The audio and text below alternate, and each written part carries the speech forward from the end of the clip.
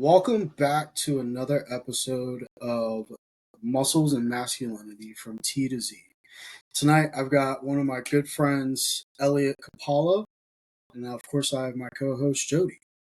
Elliott, thank you so much for agreeing to come on this podcast, man. I really appreciate it from the bottom of my heart. Dude, it's totally my pleasure. I always love chatting with you, and it's cool to meet Jodi, so I'm excited to be here. Thanks for having me. Yeah, man, absolutely. That protein shake is like the size of my man. Okay, so to full disclosure, normally I have just like my little 40-ounce XL bottle, but because it's currently dirty and I was running out of time to get onto the podcast, I was like, I'm just gonna leave it. I was like, fuck it. My life is somewhat chaotic. Dude, it works. It does. It also cuts down on dishes too. So There you go, man. Knocking two birds out with one stone. Yeah, absolutely. So, Elliott, how did you get into bodybuilding? So I first got into powerlifting. So I do both powerlifting and bodybuilding. And I medically transitioned when I was 27. And a little bit before that, I was actually about a year before that, I was really aware that I was trans, but just not doing anything about it and just kind of debating whether I should transition or not. And one of the things I really struggled with was how far I had to go to get like a look that I was happy with. At the time, I was a very underweight, very feminine presenting person. And in my dreams, I would be this masculine, muscular dude. And I was kind of paralyzed by, wow, I have so far to go before I look like this guy that I want to look like. Yeah. Where do I even start? And so at the time, I was working at a company called Slalom, and one of my coworkers randomly came up to me and was like, "Hey, you seem like a pretty cool person. I go to this gym, and the coaches are super dope, and I think you'd really hit it off with them. You should check it out." And I was kind of already interested in finding a gym because of what I've already mentioned, where I was trying to put on weight, get some muscle, what have you. And so I went and checked out this gym, and it was a primarily powerlifting gym. And I mean, the coaches were awesome, and they were very liberal and accepting of all folks. And at the time, I was going by non-binary pronouns, and they were super cool with that. And this was in like Missouri, where no one respected my pronouns or respected who I was as a person. So finding like community there and having people respect who I was like really big for me. And it really sold me to at least give it a shot. So I started powerlifting, and then after a while, I also started HRT. And it kind of snowballed. As soon as I started the testosterone, like the muscles started growing, I started getting bigger. I got addicted to it. I wanted to compete, it just kind of spiraled. Competing was awesome. I felt awesome on stage. And then after a few years, I was like, I want to try something different. So that's when I tried bodybuilding. I had gotten a hamstring injury during a deadlift prepping for a competition. And I wanted to kind of switch it up and do something with more machines and that sort of thing while I was kind of rehabbing my injury. And a coach had reached out to me at the time, coincidentally on Instagram, and was like, "Hey, I'm looking for new clients for bodybuilding. If you're interested, hit me up." So I was like, this seems like the universe put this in my lap for a reason. And I hit him up and started training with him. And that was how I got into bodybuilding and did my first show.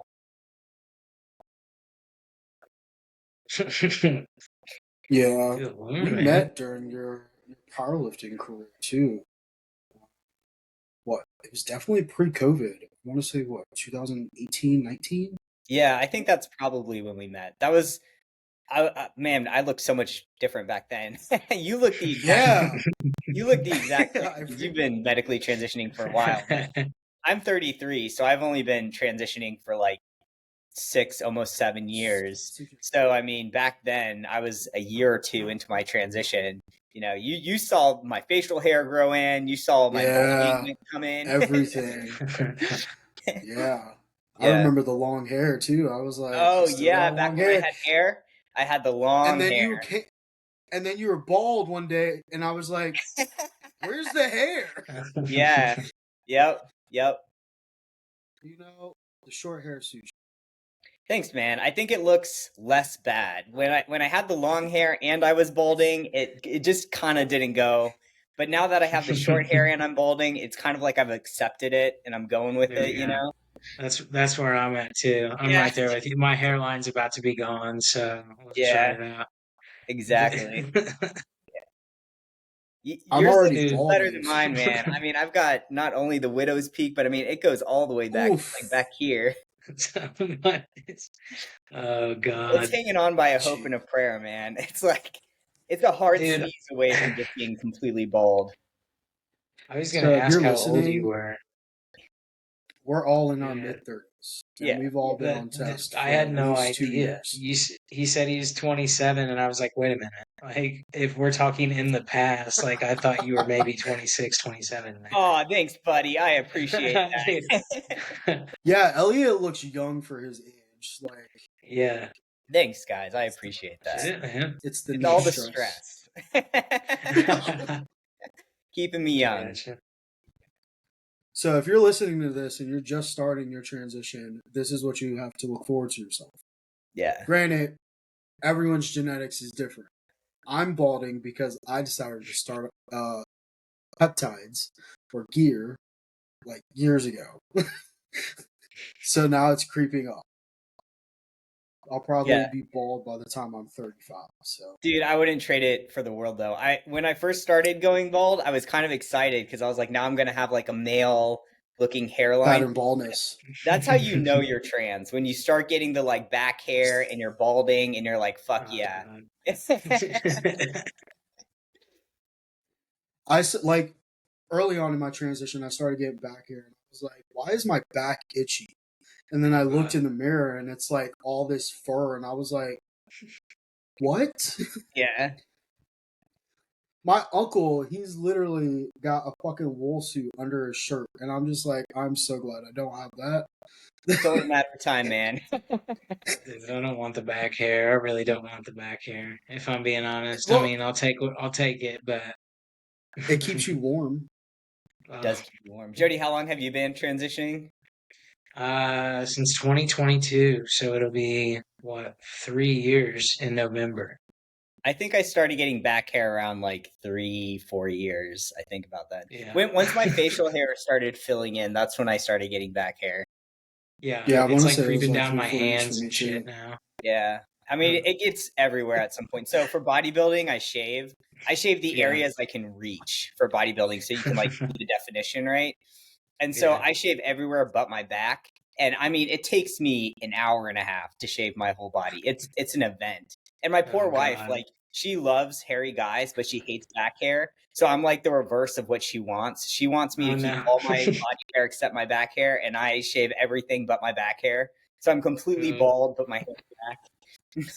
You're like, you gotta learn to love it, babe. I'm so sorry. Yeah. Yeah, Hannah is a trooper for that. She is a trooper. How long have you been with your How'd y'all wife? meet? Y'all met on Tinder, right? Yeah, good memory, dude. Yeah, we've been Oh, together jeez. since we got together at the beginning of 2020. So we've been together like almost 6 years, and we've been married for 2.5 years. Yeah. We just did an episode dating as trans men, Oh yeah. and Jody is married, and he got married prior to transitioning, Oh okay. so like he doesn't know what it's like to date as a trans guy. So Mhm. it Yeah. sucks as it goes, but like some of us are fortunate, like both of y'all. Yeah. Dude, and I was just telling Scott, I was like, man, you can't be on Tinder looking for a wife material or whatever. And then here comes Elliot, where Yeah. yeah, I met my wife on Tinder, so Yeah. I I mean, I I take would back say what I it's an said. anomaly because I was on Tinder for years and years before that, and I was not meeting people who are interested in like a long-term relationship or like who I felt I'd be compatible with in a long-term relationship. It was like a crazy coincidence that I met my wife because we were also both in a place where I had just gotten out of a relationship and she was going through some things. So it was like not good timing. And we were both not looking for a relationship, but it just kind of happened, you know? That's how it goes, man. Yeah, that's how Yeah, it it goes. really is. When you're not looking, that's The when it happens. That's what I told Sheesh. Scott. Hmm. Look, first of all right, I am impatient, and the universe knows that I am impatient. Yeah. I'm just like, just send me somebody that I can like have a nice conversation with, and maybe sleep with every couple of months. Well, you can get that on Tinder. Yeah. Yeah, if you're not being fetishized or the muscle, the what is it, muscle fetish either. Yeah. I mean, Mm. I think a lot of that too depends on where you live. Because when I was dating as a trans man in Missouri, because I moved to Richmond, Virginia, when I had been transitioning about 2 years. So when I moved to Richmond, I started passing. So before then, I wasn't really passing well. So that also could have played a role. But I mean, dating in Missouri when I was there was terrible. But when I moved to Richmond, which is a very, very queer city, it was a lot easier for me to find partners that weren't just like fetishizing trans men or, Yeah, whatever it is.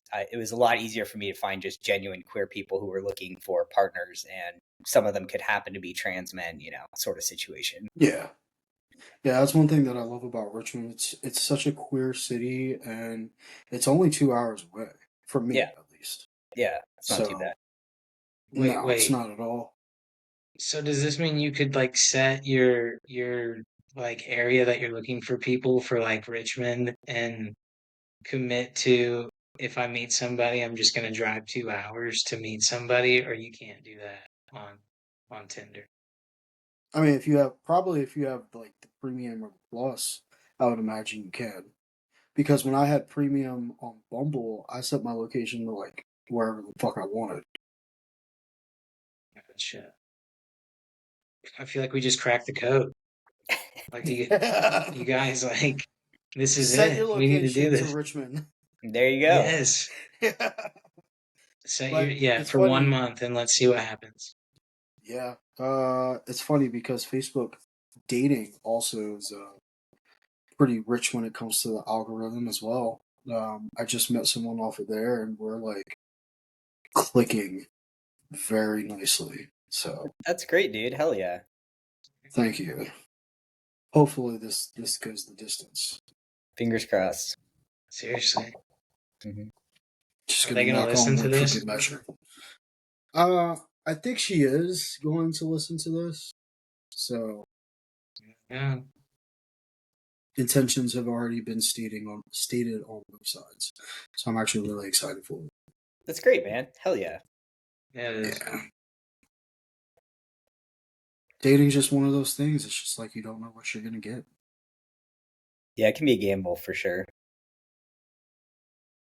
Shout out to people that are dating.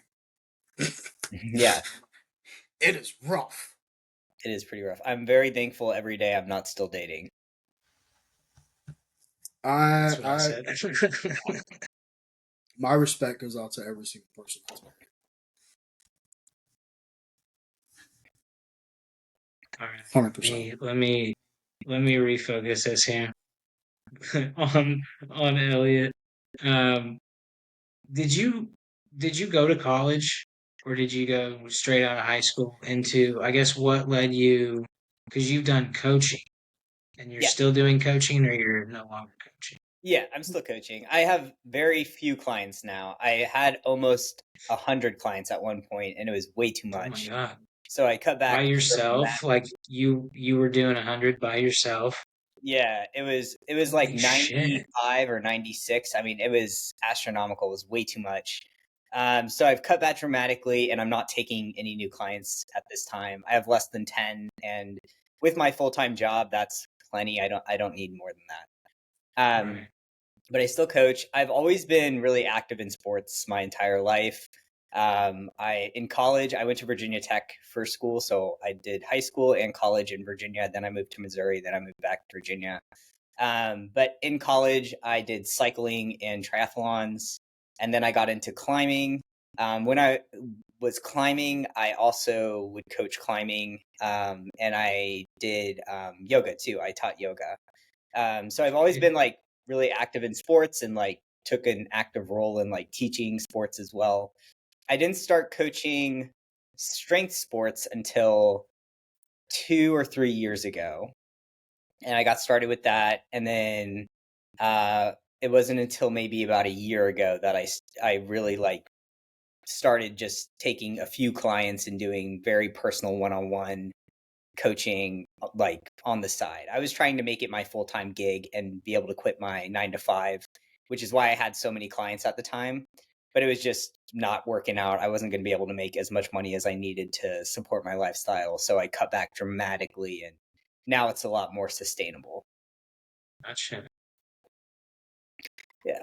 That's Yeah, like the path everybody seems to take, right? Is at least what it seems like is everybody gets into coaching and then their first thought is like, how can I turn this into my a full main time job. income?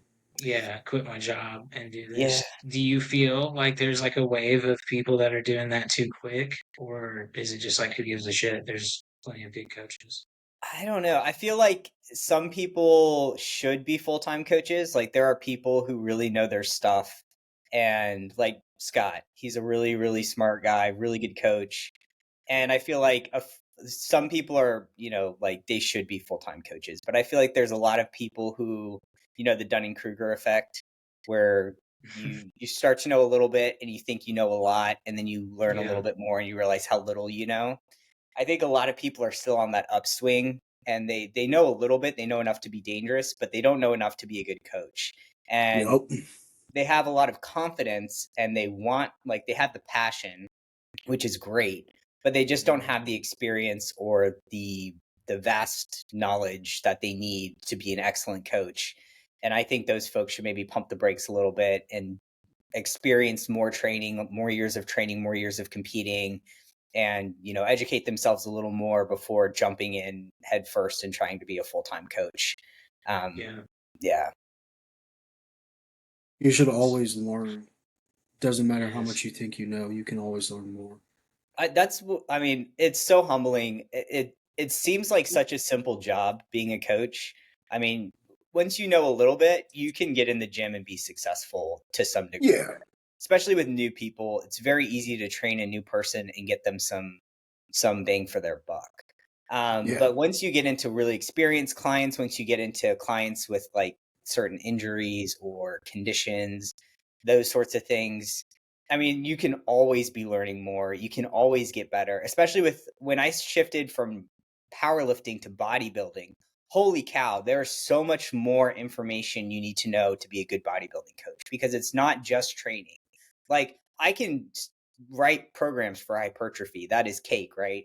And anyone who's been training for a couple years could probably do that. It's not difficult, but the diet and peaking for a show and making sure your electrolytes are perfect and your water is correct and everything like that. I mean, that takes years of knowledge, and you can take courses on that shit forever. It's just so much information. Not also forgetting posing too, and then you have Yeah, to like posing's a whole be other beast. and be Yeah. Yep. flexible too. Like yoga is definitely something that bodybuilders do in order to stay flexible for posing. Yeah, yeah. I mean, it can definitely benefit people.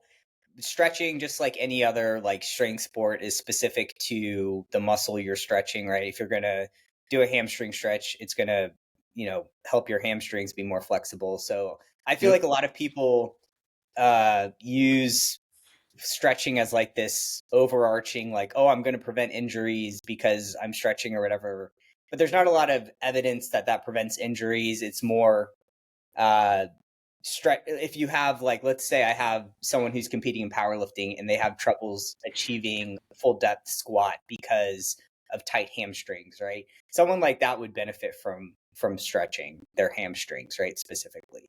Or like, to your point, Scott, like if they have troubles getting into certain poses because they're just not flexible, like twisting or something like that, they would benefit from those very specific stretches to help Yep. stretch those muscles and get them more limber. But yeah, stretching's like a whole other beast too. Yeah. Dude, and I gotta say, massage. I just got my first massage in I don't Yes. know how many years. Dude, like, is it not? We don't talk about how crucial it is, the damage that we're doing to our muscles all day, the stress that we're carrying and shit. And it's like, I just booked another three before I left because my body is tore up. And Yeah, dude. it Body wasn't work even, is I mean, awesome. it was relaxing, but it just fucking hurt like the whole time, which I kind of expected. Like, it wasn't like this is how tore up your body is, like your jaw to your toes. And I feel like we need to push that more as like, Jesus, get a massage every once in a while if you can. Yeah, Yeah. deep tissue recovery definitely helps accelerate like muscle Yes. growth too. Mhm. Yeah. So Oh my because God. it forces the DOMs out of the muscles, and it forces glycogen and water into it. Yeah, it Yeah. helps with blood flow to the area, moving fluids around. Yeah. Yeah, that Yep. and like Definitely. brisk walking or like easy cycling. If Hmm. you have like a hard leg day, the day after go for like an easy walk or like a easy cycle, get blood flow to the area, can do similar things. Yeah, it's super important. I so for me at least after I do legs, I'll walk on the treadmill for like 15-20 minutes, Yeah. and then Yep. I feel great. I literally, I shit you not, the last 8 weeks that I've been doing that, I have not felt sore the day after or the 2 days after, Keep That's you great, because man. like pumping up, man. 2 days after I'm doing legs again. Yeah. Downsides of being a power lifter, right? Yeah, Seriously. 5 days in, two upper, three lower. So Yeah, that's a lot. Dude, seriously. yeah, I mean it sucks overall, but I mean it is what it is. Powerlifting is the name of the beast. That's a fact.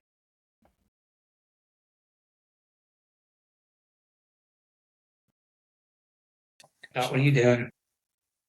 I am opening my document for this because I forgot to open it because I'm an idiot Elliot, bear with us, sometimes. please. All A good. lot of the times. There we go. Why, you asshole? Oh, you know what? This is this is why we have Why this? us. I just thought of it. Why aren't you on social media or at least Instagram anymore? Because I think I Yeah. was following you, and Yeah, so I had a pretty solid social media presence for a while. I was on a reality TV show too, and I won that show. And after that, I got like a pretty big bump in my followers, and it was yeah, pretty cool. I was able to reach like a lot of people, and like I got a lot of like DMs that hey, I really appreciate what you're doing. It's really motivating me and helping me as a trans man X, Y, and Z, which was really awesome. But a couple things happened that kind of led me to get off of social media. So the first is I had a really negative experience with a really prominent social media guy, and it really put a sour taste in my mouth for social media in general and influencers and that sort of thing. Another reason was after the show, I had a huge increase in death threats and people threatening to like come to Virginia and harm me and my family, that sort of thing. And because of the show, there were a lot of details about my life out there, so they could get like very specific with their threats and stuff, which was pretty scary. And then shit. also, I was less present in experiencing my life because of social media. Like if I went on vacation, I couldn't just go on the excursions or go see the sites or whatever. I'd have to get pictures, right? I'd have to record it. I'd have to make sure, we got enough footage of everything. And I just wanted to be more present in what I was doing and experiencing it and not worried so much about, oh, I got to make sure I get this shot for, my video later. So for those reasons, I was like, I think it would probably be good if I just took a break. So I got rid of my Instagram and I just was like, we'll just see where this goes. But it's been awesome. My wife and I went to Mexico, for example, like maybe 4 months ago, and it was great.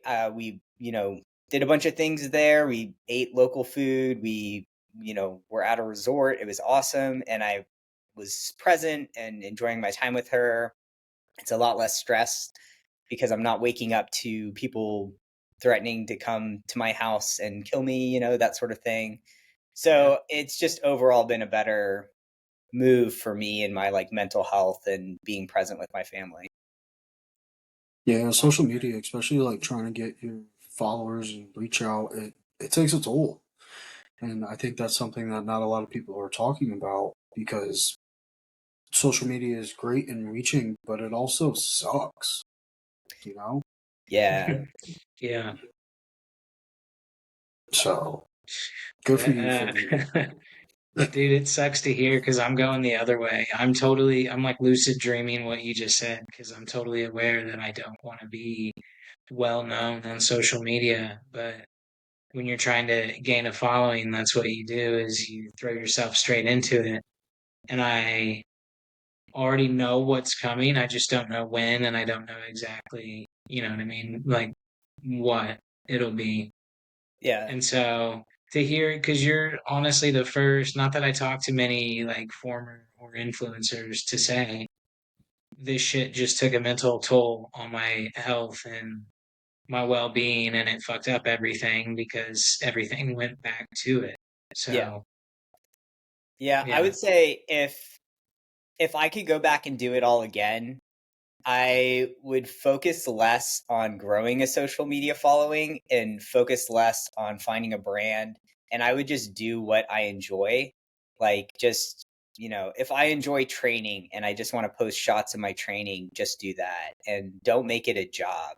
If I just want to post pictures of my wife and my dogs, like do that. And it, that, if I had just done that, even if I wouldn't have gotten as big a following, I feel like it wouldn't have been such like taking over my life sort of situation, and I wouldn't have to be like planning posts and that sort of thing. It would be more of a hobby. But it's hard to get around the like death threat part because as soon as you get to a certain size, like Trumpers and MAGA people will find your page. And at first it wasn't bad. Like before the show, it was just, every once in a while and it was just empty threats. So it didn't really bother me at all. And I would just kind of brush it off and block them and move on with my life. But after the show, and I had like interviews with reporters and, websites did insights on me, pages and stuff like that, a lot of information about me was out there and about my wife and where we lived and that sort of thing. And then it got scary because they were being very specific with their threats and it was very close to home. So after that I was like, I just don't know if it's worth it for me to be out there anymore and possibly have someone show up at my door, because I was also a big presence in Richmond. So people like knew who I was in Richmond and like I'd get noticed when I went out in public. So people like knew where I frequented and people like I have a lot of friends, people know where I live.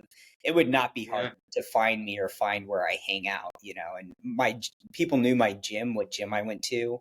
So it Jeez. would be very easy to find me. Oh, that that. sucks, man. Yeah, I Yeah, mean it it's okay now does.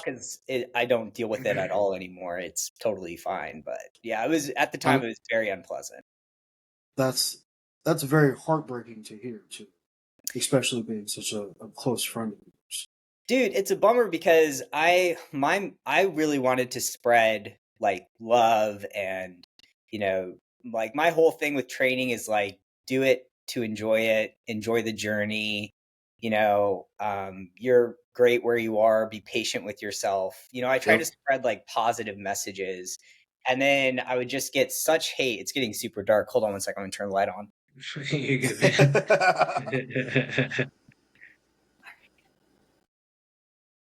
There we go.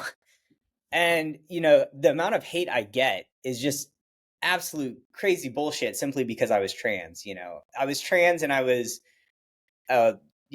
in non-trans spaces doing things. And it's just the stupidest fucking shit, man. I mean, That's just crazy, horrible. right? People are just so They filled with, call us dangerous I know, and it's then crazy, they man. It's threaten absolutely us for crazy. existing. Yeah, it's insanity. It's wild, man.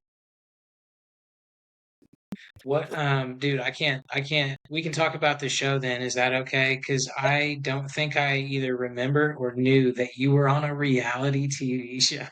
Yeah, it was called Survive the Raft. It was a Discovery show, so it's still on Discovery and HBO Max, so you could like watch it. Okay. But the Yes. premise of the show is they got a bunch of people with very different backgrounds onto a raft, and we would live on the raft. We had to survive on the raft, so we would like fish and forage on land for food, but we were living on this raft. And Okay. then we'd go and compete in challenges to earn money towards a collective pot. And whoever made it to the end had the opportunity to take the pot or split the pot. Whoever like was voted the number one of the show could take the money, or they could choose to split it with everyone. We didn't know that at the time because the show had never been Uh, done. I was in season one. So the whole time we just knew there was this collective pot of money that people would earn at the end. But throughout the show, you had opportunities to steal from the collective pot, and people wouldn't know who stole it. So it'd be this big contention, like who stole the money, sort of thing. But it was a really cool show. I'm really thankful for the opportunity. It took place in Panama. I got to do crazy shit. I ran through the Panamanian jungle naked. I, zip lined through their jungle. I rode in a helicopter and in a private plane, and I swam with what are they called? Whales. Blue. What are they called? Whales. dude. Blue whales. What do you That call them I in will your say, country? Whales? yeah, whales. It was whaling season, so like every morning we'd wake up and there were these big humpback whales like jumping out of the water. Damn. It was super super cool. I lost like 10 pounds in a month, which sucked, but it was super fun. Oh, I had to eat like a plate of bugs, which fucking Oh, blew. But I got the record for that. I did it the fastest, which was pretty cool, and I didn't throw up. Yep, nice, pretty nice. awesome. But yeah, it was a really awesome show. I'm super thankful for the opportunity. And then I had been voted the number one at the end. Sorry, I'm spoiling it for you. I made it to That's the all. end. I was voted number one, and then all of us decided to split the money. So we all ended up just splitting the pot evenly, and we all took Nice. home like 40K. It was awesome. Dude, yes. Yeah, it was I cool. will say, I will also say, seeing your butt running through woods was the highlight of watching the show. Thank you. I was No, I'm like, I definitely am gonna have to go never watch not it. going to see Elliott's butt. Okay. Yep. Yep. Yep, my naked butt was on national television, and it's still out there. People can Nice. see For the it world to see, yeah. Dude, for hell free. yes. Yeah. For free. There ain't Yep. no paywall. Nice. Nope. How did you end up on the show? Did you apply? Did you see something?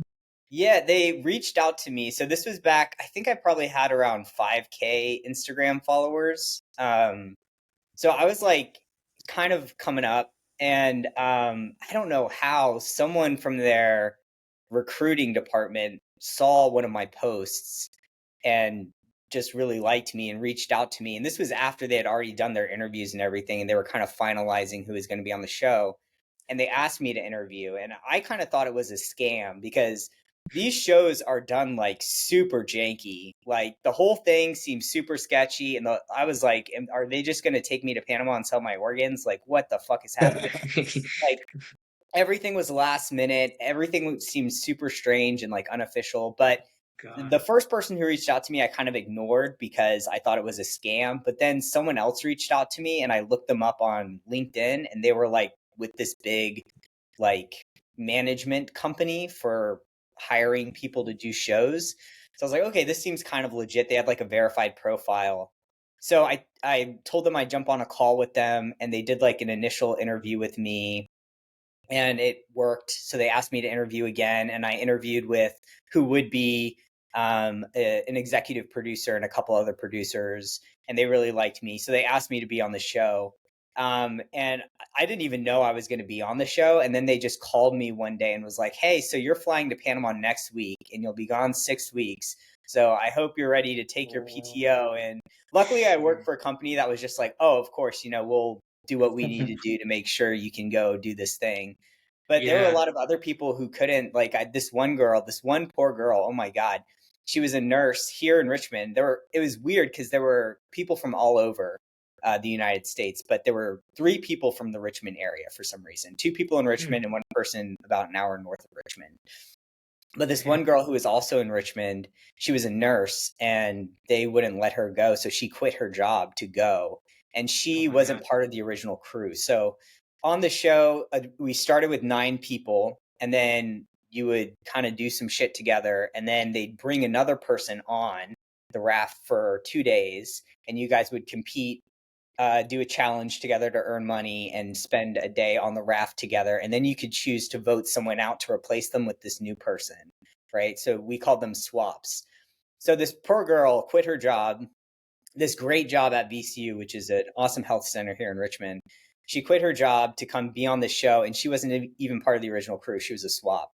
So she was kind of towards the tail end. She comes in, she gets voted off immediately. So she did like 48 hours on the raft. She flew all the Oh way to no. Panama, quit her job, and they lost her passport, her keys, and her wallet when they were Oh transferring fuck. all her shit to like different islands and stuff. So this poor girl got like the worst fucking deal out of everyone there. Shafted. Yeah, she got so shafted. I felt so bad That for her. sucks. Yeah. That's wild. Yeah, it was pretty rough. I God. couldn't imagine quitting my job just to go on a TV show, and Yeah, we do you don't even think know if it's after being guaranteed. on the show, is that weird that she would do that? I don't know. I mean, how often do you get the opportunity to be on national television? I mean, yeah, that's true. I don't know. I But think I a lot think of people would quit their jobs to do it. We were promised. Well, we know anyone who was a swap didn't know they were a swap, so they thought they were going to be on the show originally. We didn't really know the rules of the game till we got there. We just knew it was going to be a TV show where we were going to be on a raft with a bunch of other people and we were competing for money. That's basically what we were told. So we didn't know that people were going to be voted in and out. We didn't know, some people weren't going to make it to the end. And we were told that the pot is a lot of money. So we were told like $350,000. So I think a lot of people would have quit their jobs to potentially win $350,000 maybe. Would you? I don't know. I have a good job. I don't It think I was could a do cool it. opportunity, though. I would have. I'm not sure, but it was a Yeah. really awesome opportunity, and it is cool to be able to say, "Hey, I was on a reality TV show." That's pretty awesome. Dude, I have that on my bucket list. I have my bucket list posted on my Instagram Yeah. of all this shit that I want to do, and be on a reality TV show is on there. So would you So, quit your job to do it? Because I mean, then you could do a bucket list item. hey, I'm self-employed, man. So Oh, shit, I okay. just the manager, the CEO, the president's all heading out the same day, and my only employee. Well, then I guess you kind of would have had it easy then. Yeah, I would have texted all my clients and said, "I'm going on a reality TV show, peace," and then Yeah, that's awesome, man. I would have done it. Hell If I yeah. was working somewhere though, and like I had like a 401k and whatever else, I don't think I would at all. Yeah, I don't think I could do yeah, I think it. I would. But I would tell props to my her, boss, man, because I "Hey, love when people do crazy shit. yeah. Absolutely, man. It didn't pay off for her, but That's unfortunate. Dude, and good on you to split it. So if I remember correctly, you had the option to take all the money or split with everybody there, and you chose to split. Yeah, it was me. Dude, I was voted number one, and then this girl was voted number two, and so we were guaranteed the pot, and we could have just said, "Okay, cool, we're taking it and splitting it," and we could have done that, but we didn't. The reason I went on the show was I was told that it was so everyone had different backgrounds, right?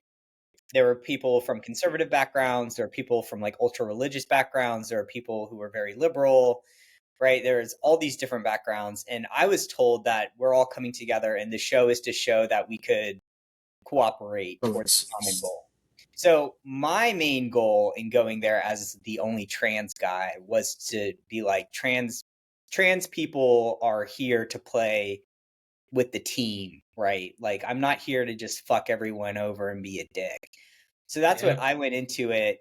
That was my motivation. And so the whole time throughout the show, the producers really hated me because I was trying to like get people to stop fighting, get people to come together and like, cooperate. And the producers hated that because they wanted more drama. They wanted it to be a Yeah. more interesting show. And so towards the end, when they made me, hey, Elliott was voted the number one, it was pretty obvious to me I wasn't going to just fuck everyone over and take the money. That would Yeah. totally do away with all the work I had done getting up to this point. Because up to this point, oh my God, towards the end of the show, it was like herding cats. Everyone hated each other. Everyone just No. wanted to be like done with it. We were all Yeah. starving. You don't sleep like at all on these shows. Like you really don't. We're all Jeez. exhausted. The last challenge was like 12 hours of straight moving things and doing shit, like really hard shit. So we were all just like at each other's throats. And I mean, getting these people to not vote, because the last day we had the option to like vote people off as we went. And I mean, getting them to cooperate and not fuck each other over was, Yeah. it took everything in me to get these people to cooperate. So like when we got to the end and we Dude. were told, Elliott and this other girl, you can vote everyone off and just take the money yourselves. I was like, there's absolutely no way I'm going to do that. That would totally negate everything I've done up to here, Yeah. Dude. So they had you out there for, you said, like 12 hours doing this shit? Oh my God, dude. So the last day, the last challenge was we had to uh kayak. So we had different like watercraft, but we had to like get in and like row ourselves to this island that was super far away. When we got to the island, we had to create a net. We had like the supplies and we had to like sew this net together to carry this gigantic safe that was filled with sand, and we had Oh to carry shit. that through the jungle, like not on a path, like through the fucking jungle. Like we were stepping on like vines and like getting bugs out of our way and shit and snakes. And we had to carry it through the jungle, through this town. It was like up a hill to this church. And the safe was also filled with our money. They filled it with bags of sand and our money. And then at the end, we could vote people off at the end. Yeah, it was just, I mean, the whole day was fucking miserable. I mean, we were hiking with that heavy ass fucking safe for probably 3 or 4 hours. And Panama was hot as dick, man. It was like, Yeah. it was Dude. 110 degrees, like insane humidity. We were all just fucking dying. It was terrible. Yeah. God. That's wild. Yeah. Dude, Jeez. that's tough. Yeah. There were times when I was Very. like, I don't think I can do it. I think we all went through, all the stages of grief on that fucking hike. Yeah, I we're bet. all we're all dying. But yeah, there were times when I was like, dude, and the poles that we were using to carry the net, to carry the safe, were like slick as shit. So we're all sweating our nuts off. And I mean, I can barely hang on to this thing, and everyone Yeah. kept dropping it, and we had to pick it up again and do like a deadlift with this heavy ass fucking safe and keep carrying. Oh, it was fucking miserable. And then this one guy who everyone hated on the show, and it took everything in me for them to not vote this guy off. Um, this one guy, the whole time he was fucking complaining, and it was like, dude, shut the fuck up. We're all miserable. This is terrible for Yeah. everyone. No one's having fun. Like, just shut up and just do the work. Oh, dude, it was Yeah. terrible. It was terrible. My God, man. Mhm. I didn't realize, I gotta be honest, I didn't think it was all that. I thought it was mostly just like staged shit on these shows, Yeah. and No, you're they not actually make out you there do doing it. it. You're like, yeah, Yeah. wow. Yeah, it was pretty crazy. That's Yeah, wild. man. So did you get to see your family at all or anything like that? Your wife over the 6 weeks, or is it like, no, you're in Panama and Yeah, that's no it? phones, no nothing. I had no contact with the outside world at all. The only time they would ever Yikes. tell you anything about the outside world was if like someone passed away. That was the only time you would get news from the outside world.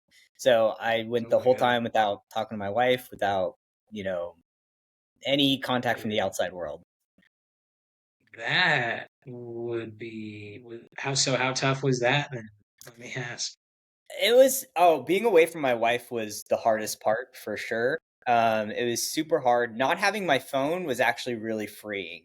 I really liked not having social media. I really liked not having, the news around. It was really freeing to not be worrying about stuff like that, or like have my work email available to me. I had no idea what was going on at work.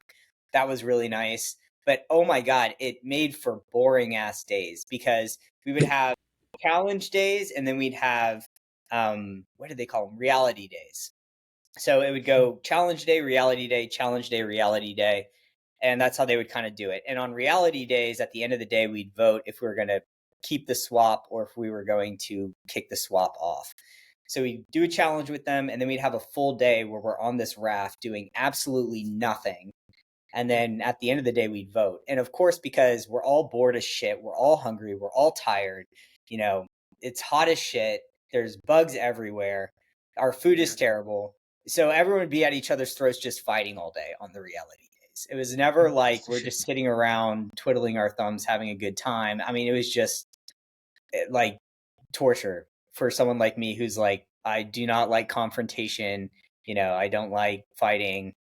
I mean, everyone was at each other's throats. There was always whispering about, I heard they said this X, Y, and Z, blah, blah, blah, blah, Oh, blah. The jeez. whole fucking day. It was just absolutely nightmare.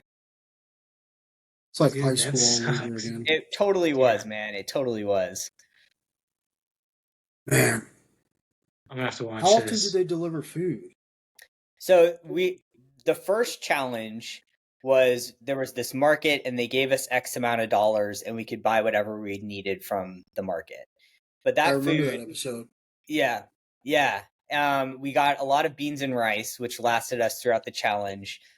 But some of these people on our raft were not thinking with their brains, and they bought tons and tons of fucking produce, which went bad in like a week. Oh my God. So after that, we didn't get any food deliveries. So that was our initial surplus of food that we had that we could use throughout the entire, however many weeks we were out there. And then we'd What? have to fish or go on shore to gather food for the rest of the time. So Wait, after, so you guys are legitimately out there fishing and yep, like catching your own food. I am mind fucked by this. This is not at all what I thought it was, dude. I thought they took some video of you doing that and then like threw you a candy bar or something. no way, dude. Sometimes we get my NDA is up, so I can tell you this stuff now. But sometimes, if we were super lucky, when they would take us off to do these challenges, so challenge days were really long days. We would wake up and have breakfast, which was usually leftovers from dinner the night before, if it was still good. Because sometimes we'd wake up and it had spoiled and we'd have nothing to eat. We could have like a Oh, pineapple or something. fuck. So we would have breakfast and then they would get us on rafts and or boats with motors and boat us to somewhere where we'd wait for hours for the camera crew to set up and everyone to get ready. Then we would compete in this challenge. Then we would have interviews post challenge. Then we'd get on these rafts and they'd raft us back to the boat. And then we could make dinner. And dinner would always take hours because the beans are hard as shit. Oh They're my God. dry beans and rice. It would take hours to boil them. And then we'd have to fish and catch our dinner, which would also take forever. So it was those days were so long, right? But if we were lucky, if we were super lucky, we'd get on a raft and the producers would always have like boxes of snacks for the other producers. And sometimes they would like turn the cameras away and sneak us like a pack of Oreos or like a Pop Tart or something. And it was the greatest thing ever. But they'd have to be really sneaky about it because the executive producers and the directors would always the director would get super pissed if they found Yeah. out that they were sneaking us food. But it was usually the APs, the associate producers, who would usually sneak us a little something here or there. And sometimes Holy at night, so at night, the crew would like leave the boat and we would have just one crew member with like a smaller camera. And then we had cameras all over the raft watching us at night. And they would leave their box of snacks in the back. And so we would strategically go send some people to distract the crew member who they had Yeah. left behind to watch us. And we'd sneak in the back and sneak some snacks. And then we'd have to eat them in this one area of the boat where there were no cameras. And we'd have to like Oh my God. strategically just kind of eat them real quick while the guy was distracted. And then we'd like swap. It was like a whole thing. Holy shit. Dude, that's that's crazier than the insanity. show. Yeah, Yeah. yeah. Oh my I couldn't do God, it. dude. Yeah. I I would thought have Yeah. all been this like, shit was "You're gonna have fake. to swap me." Yeah, no, it's not. Some things are faked. Like one challenge in particular, they had fucked it up. So there was this one challenge where we divided into teams of three, and we were basically like geocaching money. Like we had to go figure out where it was and go find it and bring it back to the boat, right? And they had fucked it up. They had fucked up the boats. They had fucked up the things that were supposed to show us where to go. So they faked that whole thing. They faked that whole challenge. They just got videos of us going different places and pretending to do that. That one they faked because they fucked up, but the rest of them were real. Like it was all real shit. Were you like, thank God when they fucked it up and you had to Yeah. fake it? You're It like, yeah, I'd be like, was yes, really this nice. is great. Shit. Damn, that's insane. It's wild to hear about the behind the scenes of like your 1 hour TV show that they put on. Yeah. Yeah. Jeez. Yeah. It's pretty nuts. I got a new respect for every single like reality show on the Discovery Oh Channel that yeah, I've watched because I legit thought they especially were like hamming all that shit up. Yeah. you remember Fear Factor? Hmm. Yeah. Yeah, so it kind of like reminds me of Fear Factor. Jeez. Yeah, that shit was crazy. Back before Joe Rogan was crazy, Hmm. Yeah, Yeah. know? yeah. The good old days, yay. Yeah. Actually a halfway decent human being. Yeah. Yeah. So So would you go on a yeah. reality show again then if pitched? Yeah, I probably would. I don't think they'd invite me back though, because like I said before, I was not the drama guy they wanted. They wanted someone See. who would create more drama, more turmoil, whatever. I was way too like, let's all be friends, let's stop Yeah. fighting, and they did not like that. So I don't think I'd ever be invited back. They're Dude, see always that would like be kicking tough out for on like me too. Raft. I wouldn't do that. Hmm. I wouldn't either. No. I think I'll stick to my daily routine of going to work in the gym. Hmm. Yeah. Sprinkle in some car shows. That's about There you go. it. Elliot, is that how you spending your days these days? Just working, gym? Pretty much, yeah. Work, gym. My wife and I like to travel, so we travel when we can. I have two dogs. We love taking them to like parks and stuff like that. My family's nearby, so seeing family, that sort of thing. Nice. Yeah, it's pretty Good Where are good. deal, you man. going to next? We're going to Charlottesville next weekend. We're going to be, my wife has a gift card for some fancy restaurant there, so we're going to get a hotel and go spend a couple days there. Should be pretty nice. I haven't Nice. spent a lot of time in Charlottesville, so it'll be nice to see it. Yeah. It's a little road trip, yeah. It's like I'd say take lots of pictures and I guess you can email them to me or something. You Yeah. like I feel like you're not on social media, so you're like Amish now. I'm like, here, I'll give you my address. Just mail them to me. I'll check them out in a month. Yeah, exactly. Well, that'll be So do you have awesome, another? man. Do you have a bodybuilding show coming up, or are you kind of just like taking it slow, doing off season for a while? Yeah, I don't have any shows, no bodybuilding. I'm actually doing powerlifting style training right now. But I'm just kind of training because I enjoy training. I don't really have a specific goal in mind right now. I've been dealing with some weird shoulder injuries recently, specifically with benching. I can only like parallel grip bench or like press at all. Anything with like a supinated grip or a pronated grip really bothers my shoulders. So I'm just kind of training to enjoy training and doing different variations to avoid aggravating those injuries while they heal. I don't know if I want to do any more shows or competitions. I really enjoy them and they're super fun, but I just really enjoy training more. And I don't like peaking. I find peak week very boring. I find deloads very boring. Like they're necessary, but I'd rather just kind of train and just train hard and take deloads when I need them, but like not have such a strict schedule and have to tailor my diet. I like to kind of like eat what I want and not really like fuss about it that much. Yeah, I get that. Yeah. I can't wait for off season. Yeah, buddy, it's pretty great. I live the off season right now, and it's pretty great, Yeah, I can tell yeah. you. Off season is amazing. I'll see that October 12th. So Hell yeah. Just right around the corner, man. 6 weeks Yeah, it to go. is. Hmm. Just in time for candy corn. Yeah. Hell yeah. Love some fucking candy corn, man. I love candy corn too. Yeah, Yeah. I'm the odd man out. I don't like candy corn. Well, you're Seems wrong. like most people really fucking hate it, honestly. Yeah, y'all are the odd man out. Like, how do you like candy corn? I don't know, man. Two out of the three people here like candy corn, so I'd say you're the odd man out. Exactly. Dude, candy corn, peanuts, and M&Ms. Maybe get crazy and put some popcorn in there. Oh wow, I haven't Mix had it I that can before. together. see, I can see the peanuts and the M&Ms and popcorn, but not candy corn.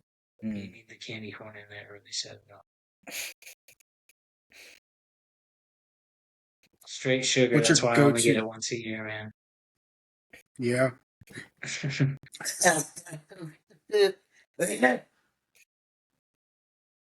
Sorry, something just tried to kill me. What's your favorite candy? Mine? That's a hard question. I'm a big chocolate guy, so if I have the choice between candy or chocolate, I'm going to go chocolate, and that's going to be M&Ms.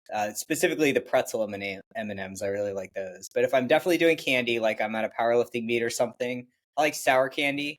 It's like sour gummy worms. The sour strips are pretty good. Um, Peach rings are pretty good. Those are kind of my top, I'd say. No Sour Patch Kids. I think they're okay. They're just not my favorite. I think Gotcha. they're a little Fair. overrated.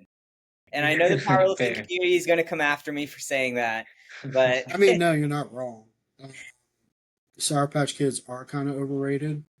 My go-to is applesauce and honey. that's a good combo. I know honey is really on like in the bodybuilding community right now. It's really having its moment. A lot of people are doing like honey before lifting and stuff. I mean, you can't go wrong with just Staple, man. sugar. Yeah. Do you have any go-to meals, rituals, or tips that help you feel grounded and fueled? My meals are pretty boring. I tend to eat pretty much the same things every day. Like before I train, I typically just have a banana and a protein shake. I'm not very hungry in the mornings. So I typically neck that and then call it a day. Lunch is usually like some sort of lean protein, like chicken or ground turkey with like rice and broccoli usually. Dinner is usually something more interesting, like lean steak or extra lean ground beef or salmon or something like that with like potatoes or rice and then some sort of vegetable.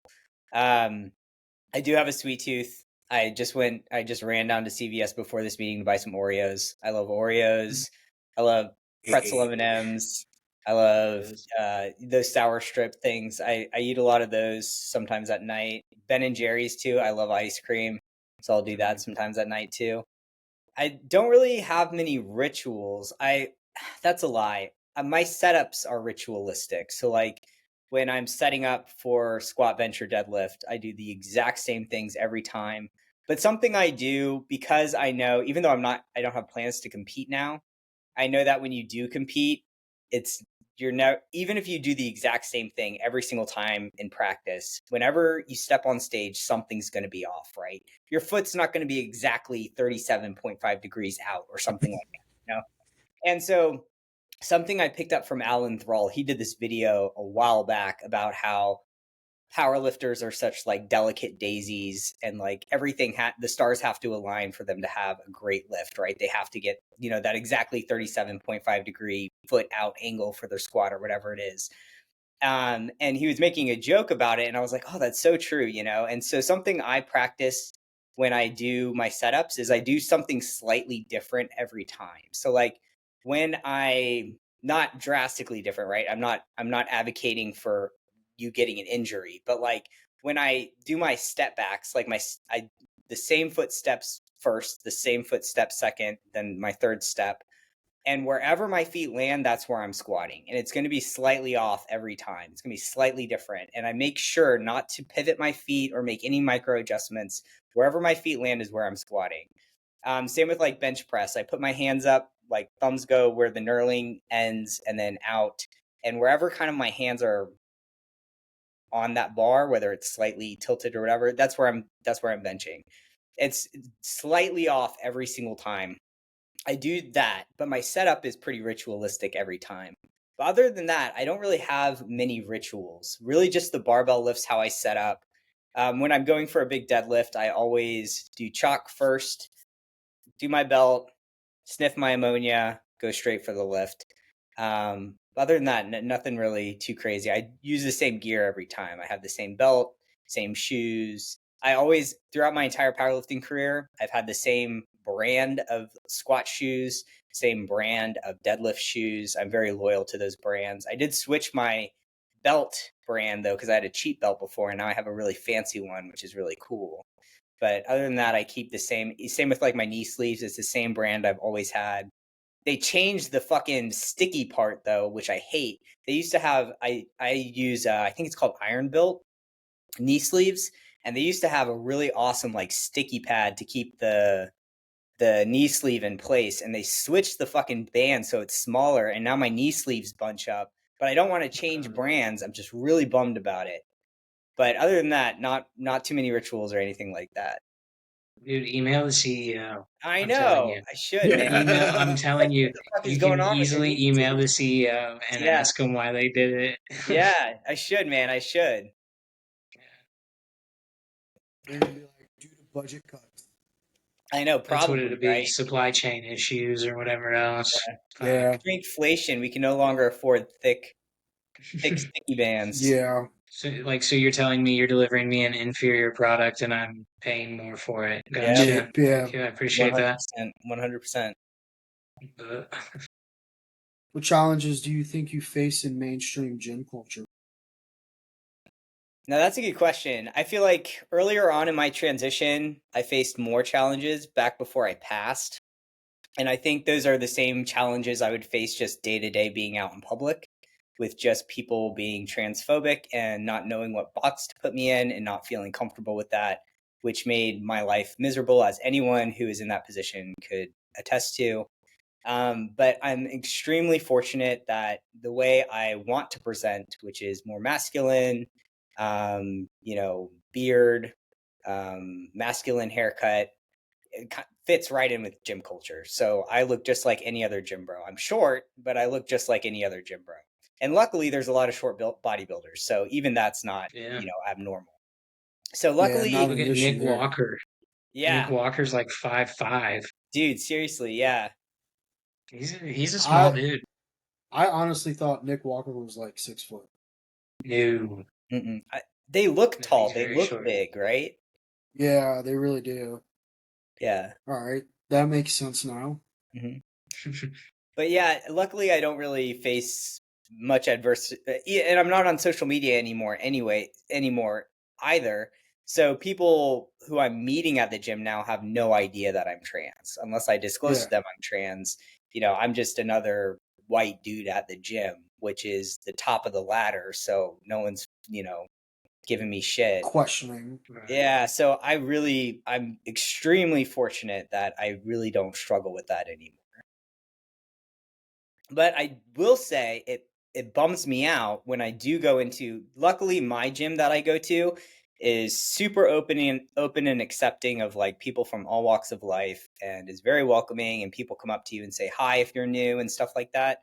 But I have of course been to gyms when I travel and that sort of thing where it is a very conservative environment, and Yep. it's just not queer friendly. And even though they look at me and they don't see a queer person, it does bother me that there's not an accepting environment, that queer people aren't welcome there. And even though I can pass and work out there and not have any issues, I know that if they had known that I was queer, it would have been a problem. And that's a huge fucking issue. Yeah. Jeez, man. Good for you. Shit. Yeah. Look, being a cis white dude is kind of like everyone's wet dream right now. Yeah, But they act the most depressed. I'm yeah, I'm pretty fortunate that I pass, and when I want to play that card, I can, you know. Yeah.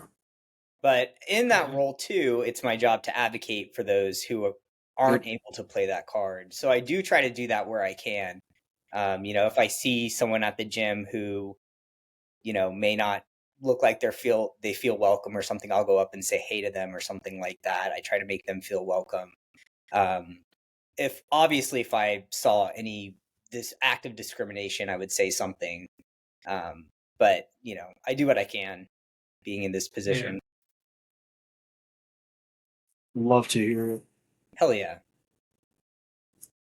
I feel like there's like an energy in the gym because bodybuilding, like I think we all go to kind of like bodybuilding powerlifting gyms, Yep. like where it's like the predominant, like these guys are on their way to Olympia or whatever it is. There's like that underlying inherent like homophobia, transphobia with the bodybuilding, not so much the powerlifting, but more the bodybuilding community Hmm. and what they stand for. Do you guys feel kind of that energy when you're in there? I don't know a better way to describe it, I guess, where like we're all cool until there's a situation where maybe we wouldn't be. I was really so when I did my first bodybuilding show, I was really worried about that because I don't wear a packer. So when I competed in basically underwear, I wasn't going to wear a packer. So it'd be very obvious that I was trans, right? And also while I was there, Right. I had to get tanned while I was naked. So people saw me naked and like I would not have a dick, right? And so I was like, Wow. okay, I'm really curious how this is going to go down, if this is going to be a problem or not.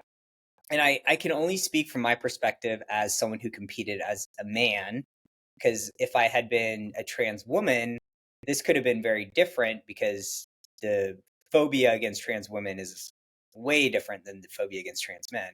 But for Yep. me, no one said anything, no one made any comments, no one acted weird towards me. Everyone was very welcoming, and I was just another guy competing. I was very surprised. I thought maybe someone Wow. would say something or be weird to me, but it turned out to be a non-issue, which was very refreshing for me that it was not a problem. Yeah. That's shocking, dude. That's so good to hear. Yeah. Very shocking. Yeah. Yeah, yeah, I was extremely shocked. Did you know what backstage would entail before you got to the bodybuilding competition, or were you like, oh shit, like I really have to get naked here in front of everybody? Yeah, I knew. I had done some research to like figure out what it would be like. Um, excuse me. And I knew I was gonna have to get naked. My coach, who's a cis man, reassured me that bodybuilding shows are cool. They're not gonna be weird about it. But he's a cis man, so I'm like, how would you know? So Yeah. I was kind of, okay, but taking it with a lot of grains of salt and just kind of like, okay, I guess we'll see what happens. But I was like, what are they going to do to me at a bodybuilding show? There's a bunch of buff guys around here. If they try to fuck me up, I'm sure some other people will have my back or something. I don't know. Yeah. I don't know. So I just kind of went into it seeing, like, oh, I guess we'll see what happens. And it ended up being fine. It ended up being a non-issue, which was awesome. That is awesome. Yeah. Dude, That's and great. like how ballsy, no pun intended. Yeah. Honestly, that would have been enough to maybe turn me off from competing Yeah, it's like scary. I that. mean, because there's nothing hiding. I mean, there's Yeah, nothing you can hide behind, It is scary, man. You're really putting yourself out there. And if there was a real transphobe there, that would be really awful. Top of the list. Yeah, it would be really yeah. awful. I will say, Elliott's got some of the biggest balls I've ever seen. Dude. Thanks, buddy. That's why I nobody mean, fucked with you're. you. They just saw your gigantic balls. Yeah. Big balls, but no shaft. Need a wheelbarrow for those things. Yeah. Yeah. South Park. Hey. So Dude, are you that's approaching training incredible. differently now than when you like first started? Yeah. When I first started training, so this was back when I started medically transitioning. I knew a lot about training in general just from like my years of doing other sports, and I also had my ACE certification, like my training certification back in college. But I didn't know nearly as much as I know now, and I started training with like a lot more volume. So before I started powerlifting with those coaches I had mentioned earlier, I was going to the gym and trying to build muscle on my own, and I just threw all the volume at the wall to try to grow. And it was just way too much volume, and I was just assaulting myself with volume. It was way too much to grow. Um, Now I prefer a much more minimalistic perspective, like low volume, high intensity training is really what I like. Now that I'm doing more barbell movements, I do some more moderate intensity, moderate volume, because I don't want to be maxing out on my big three all the time. But that's kind of the sweet spot for me. A little less volume, a little more intensity seems to be where I grow the best. But yeah, when I first started, I didn't know nearly as much as I know now. Where are your PRs at? I'm really Oh, right curious. now I have no idea. I all my lifts are like in the five, sixes, but my bench is probably like 240 probably right now, which is nothing compared to yours, but for me it's pretty good. Squats probably around 360. Deadlifts probably about 470. Oh yeah. Hell yeah. Solid. Well, powerlifting real quick. Let's see. Yeah. Well, spell your name wrong. Oh, are you looking at me up on open powerlifting? Yeah. I know you're at least still there. There it is. Yeah. E19 was your best squat. 225 and 463 bench and deadlift. That was a few years ago. That was back when I was like I think I competed at 142 pounds. Yeah. I'm like 150 now, so I'd be in the next weight class. I'd be a little heavier.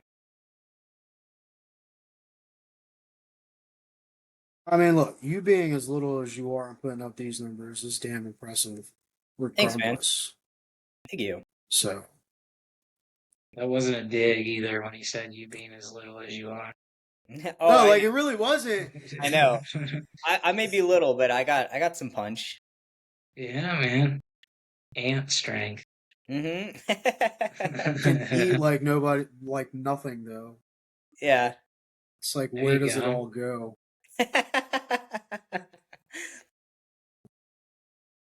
It's one of those things. Mm-hmm. I got good genetics. Can thank my mom and dad. Yeah. So when you Yeah. first started transitioning, how did you manage dysphoria and or if you had disordered eating in lifting spaces? Ooh, that's a good one. I struggled with an eating disorder when I was younger, before I medically transitioned. This is like high school, college, and at the time I didn't really understand my eating disorder. Now when I look back, it was definitely a way to try to make myself look more masculine. Like I thought if I just starved myself, my breast would disappear, my hips would disappear, right? And I really worked through that eating disordered thinking, and I got over to the other side when I was like 25 ish. Um, Leading up to like my medical transition, I really struggled with body image a lot, specifically my breasts. They were a huge source of contention for me.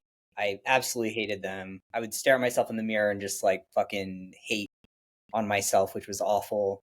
And so when I decided I'm finally going to do this, I'm going to medically transition, the first thing I did was book my top surgery appointment, which I'm super fortunate, incredibly fortunate that I could, one, afford it, two, I could get in, right? So that was one of the first things I booked, but it would be like 6 months after I started medically transitioning, that the surgery actually happened. When I started HRT, I was big into the gym. I figured I could just help this along if I worked out and ate what my coach told me to eat in order to build muscle, because my goal was to look as masculine as possible as quickly as possible. So I tried cutting my hair differently to try to look more masculine. I wore different clothes to try to look more masculine. I worked out to try to get more muscle. I ate more to try to build more muscle. I was just at the time, I was just very skinny and tiny. And I wanted to look bigger and take up more space. So those were kind of the biggest things that I did to try to like help with that dysphoria. Dude, I think we were like separated at birth, man. I'm not even kidding. Like Yeah. shit.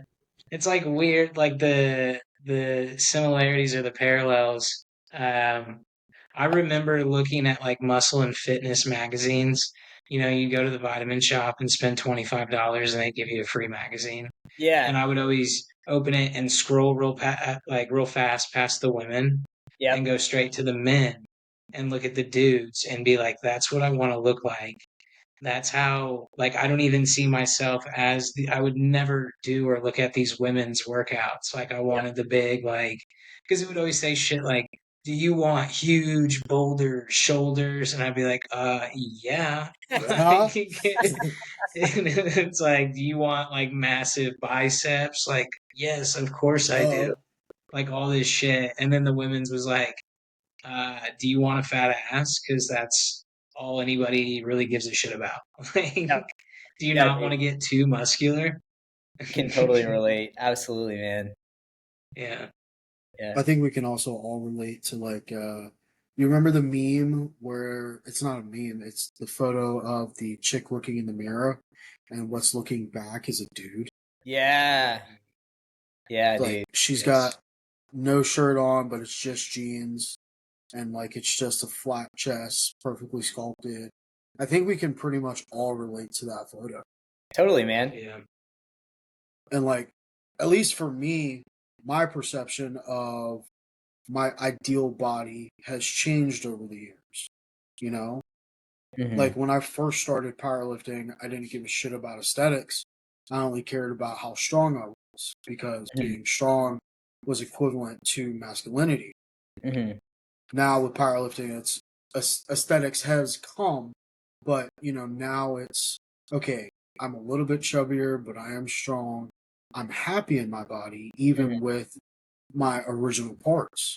Hmm. So it's and I'm pre pre-op, so being able to like walk around in the gym without a shirt on is also very freeing too. Hell yeah, dude. So Yeah, that's awesome. so like our perception of at least for me, masculinity has changed over the last couple of years. So like what you see as masculinity, today could be different tomorrow. Yeah, I agree with that. I feel like as I've passing was a big change for me. Once I started passing and nobody blinked an eye that I was a man, I got a lot more comfortable in my body. And like now when my wife wants to like paint my nails, I don't give a fuck, you know? Like it really doesn't bother me. Whereas like before I would absolutely never touch that, right? Like that would be terrifying to Yeah. me. But now like I don't give a fuck. If she wants me to try on her dress, I'll do that. I don't care.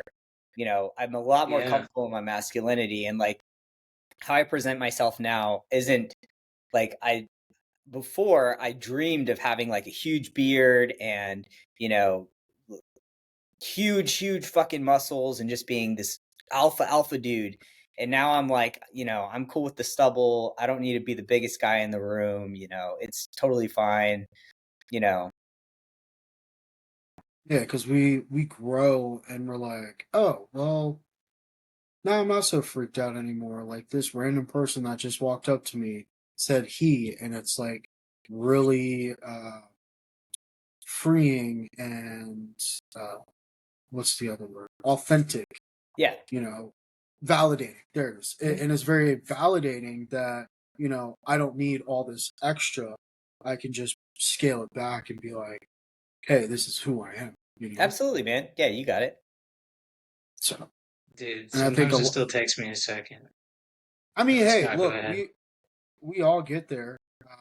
Yeah. But like I think a lot of people, especially a lot of younger trans folks, are like Elliott was saying that I need all these huge muscles and I need this giant ass beard, and then like the longer you go transition wise, it's like, well, I don't need all that because this random person just called me a he, and they don't know me from anything. I've never met them before. Mhm. It's wild, So right? things like that are definitely validating. Like you wouldn't even know, like the people that like spout hate about us and shit online and then pass us and like use the Yeah. correct pronouns and shit. Oh, And it's that It's like, like, always dude, oh, see, like yeah, like the because you people can you that always wouldn't say, tell, oh, fucking right? know. Yeah. we can always tell. Yeah, Right. okay. Do y'all remember when, I forget who did it? I want to say it was Tucker Carlson. Um, he was like, we can always tell when you're trans and these are men. And they posted Aiden Dowling. And Mhm. everybody knows Aiden Dowling's trans, but they were posting him as cis. That is so funny and so real. Yeah. Yeah, I mean, It's it's like, exactly like that, man. what? Yeah, it's So, wild. It's absolutely wild. yeah, like the three of us, you would never know that we're trans unless one, we tell you, or two, we're walking around without our shirt on. Even me, I pass as a fat guy with gyno, so I'm I not just big don't enough to understand. have gyno, dude. I'm pre-op too, and it's like I'm not muscular enough to like have gyno. So it's like when I'm still in the gym, I wear the same like 4, 3 sweatshirts over and over again, the ones that I feel can hide it all. Well, there are guys who aren't like big guys who have gyno. Like you don't have to be Yeah, like gyno can hit skinny guys too. So, there are all kinds of cis men who have gyno. So don't feel It's like like that's the running only thing. rampant now. I feel like I there know, weren't right? that many dudes with gyno when we were younger. Yeah. Well, steroids are a lot more prevalent now, and that causes Yeah, gyno it's some horrible. people do. So, yeah, steroids are like becoming the norm, especially in our community. yep. And I'm just like, I mean, honestly, just make them legal at this point. I can't believe they haven't. People are gonna Colorado use might, them. yeah, Colorado might be making everything legal here soon. I Colorado's thought like the they already wild, wild did. west. Or was Um, that Utah? Did Utah do No, that? that was wasn't it Portland? Oh, that would make sense. hmm Steroids being legal? I don't know if it was Like steroids, but it was everything. like all drugs, I think, were legal. Let's see. Anabolic steroids. Like We just have the legalize them, internet. dude. Everybody can make money. I don't think steroids. No, it's still steroids are still illegal to possess, sell, distribute. It's about a valid So prescription. they'll make like other drugs like meth and shit legal, but steroids Yeah, no. I think Cool. that's Colorado, because I think Yeah. Colorado is the one that like legalized um, methamphetamine. I forget what else was legalized in Colorado. Drugs. Yeah, it was Oregon decriminalized. I just looked it up. Oregon decriminalized all drugs, but they're rolling it back, it looks like. Oh Oh, wow, Yeah. it was Oregon. So it's one of those states out in the Midwest. They're in the West. They're like above California. Yeah, Yeah. that's wild. I Yeah. wonder if they saw like an increase of an epidemic in like heroin, or like an increase of addicts. I think it became very out in the open. And I think particularly fentanyl was an issue where they had a lot of like people out in the streets using fentanyl. And I think they just were like, no, we can't be having this. Makes sense. Mm. Fentanyl is dangerous. Yeah, it's a nasty drug. Yeah. Yeah. It's very, very hard drug to get clean from. Mm-hmm. Dude, and it's Like scary because I got a 10-year-old stepdaughter, and these kids are getting a hold of this shit, yeah, and you don't have a chance. Yeah, it's at very. all. Mm-hmm.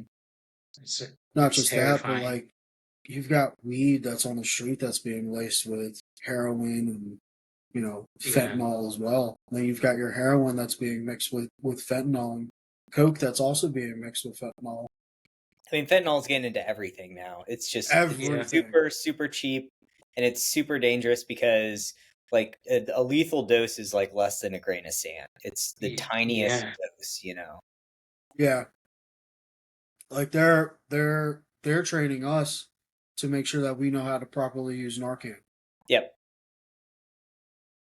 Everybody should know how to use it. I And mean, everybody, yeah, no, absolutely, everybody should.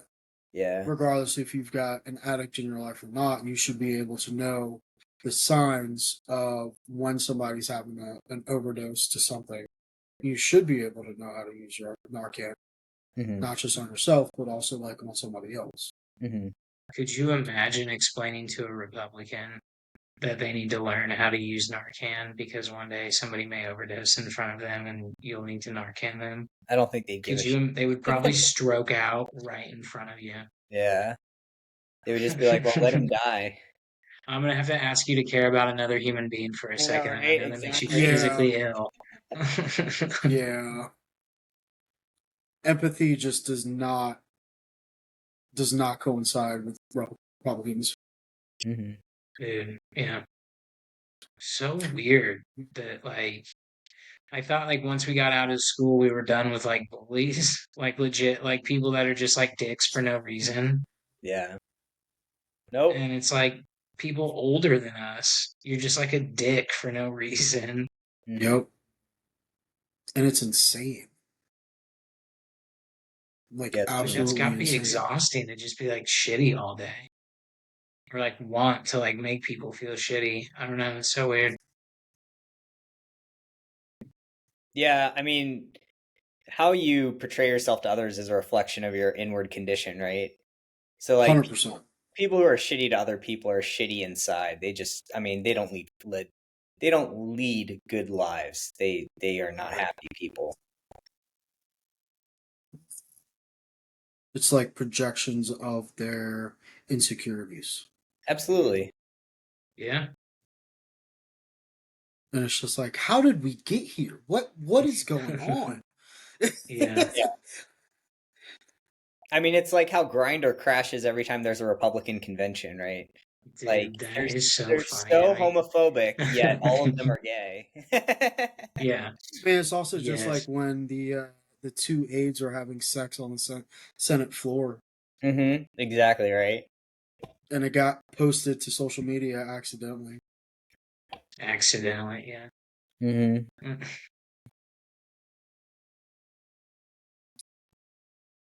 I don't think I have any more questions. Okay. You got What do anything you else, got? Jodi? No, dude, this was awesome. I wish that you had a social media that I could follow you on still Hi. or something. So this, Maybe one day I'll return, but probably not anytime soon. man, well still, dude, you're a cool cat. I don't live 3 hours away from you, so we'll have an email relationship and Yeah, I'll email you. absolutely. It was nice meeting you, Jody. Yeah, you too, man. This was awesome. Is there anything else you want to dude, you have shed some light on reality TV, Hmm. which like that blew my mind. The the actual dark side of social media and what it means to Yeah. be an out trans well-known person. And you unfortunately confirmed everything that I already thought it was going to be. So that sucks, but also thank you. Hmm. And this was really good, man. And did you say that you have another competition on the horizon, or you're just for the love of training right Just for the love of training right now, yeah. now? I love that. You don't hear that very often too, so I appreciate that. Where Yeah, of people are like, course. I have no goals. I'm just going to the gym to go to the gym. Like it's just fun. And people Yeah, like seize up when when you tell them that. So respect for just enjoying the gym, man. Hell yeah. Cool. Again, Well, Elliot, I thank you so much for coming on to the podcast. It's For sure, definitely a man. pleasure. dude, thank you so much for having me. It's been awesome talking to you guys. Absolutely, You man. too, man. Enjoy North Carolina. Thanks, man. Yeah. All right, guys. Funny, Have a good. wonderful evening. All right. See ya. All right, boys.